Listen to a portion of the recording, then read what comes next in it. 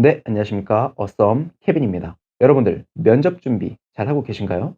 오늘은 예상치 못한 질문에 대해서 우리가 어떻게 연습을 해야 되는지 그 부분에 대해서 말씀을 드리겠습니다.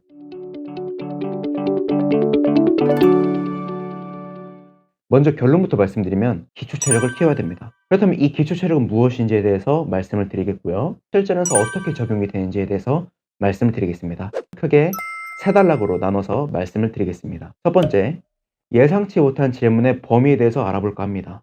그리고 두 번째, 그렇다면 이렇게 예상치 못한 질문에 대해서 연습을 할 때 기초 체력을 키워야 된다고 했는데 이 키우는 방법 말씀을 드리겠습니다.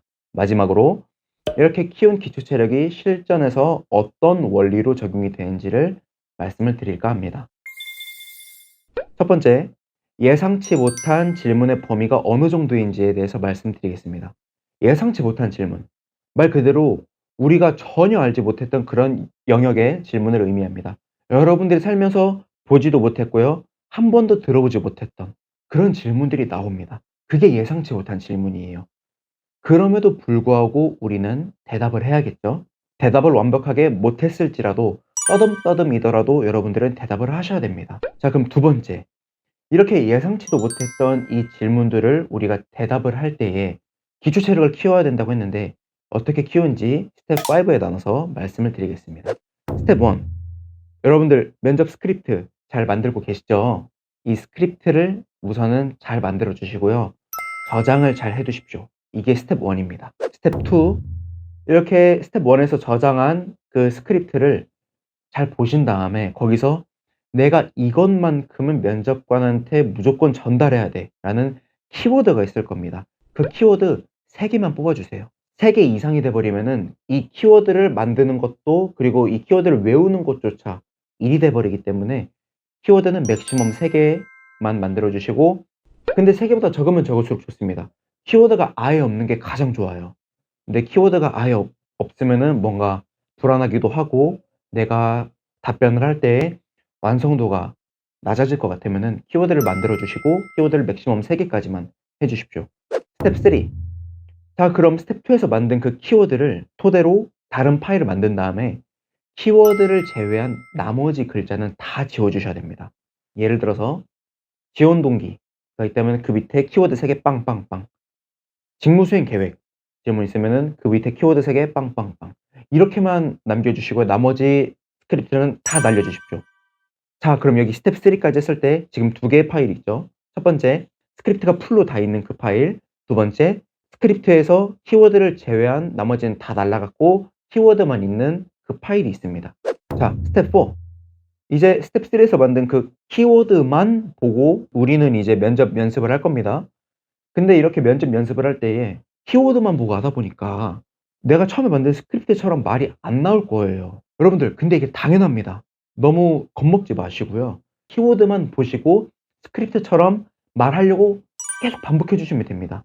근데 여기서 주의하실 점이 뭐냐면요. 키워드만 보고 대답을 계속 해 보는데 5번 이상 답변을 해 보시고요. 5번이 채워졌다 그러면은 그때 스텝 1에서 만든 스크립트를 봐 주시는 겁니다. 한 번 하고 스크립트 보고 한 번 하고 스크립트 보고 이렇게 되면요. 어떤 문제점이 생기냐면은 스텝 1에서 만든 완성본 스크립트를 계속 보다 보니까 여러분들이 무의식적으로 그 스크립트를 외우려고 합니다. 그러면은 안 돼요. 그러면은 기초 체력이 쌓아지지가 않습니다. 기초 체력을 쌓는 원리가 뭐냐면요. 키워드만 가지고 중간에 애드립으로 말을 연결해 보는 연습을 하는 겁니다.